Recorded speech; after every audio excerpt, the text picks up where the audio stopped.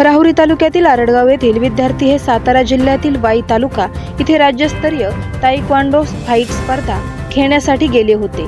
त्यामध्ये 3 विद्यार्थी यांनी गोल्ड मेडल तर 2 विद्यार्थी यांनी ब्रॉन्झ मेडल प्राप्त केले आणि 1 विद्यार्थी यांनी सिल्वर मेडल प्राप्त केले।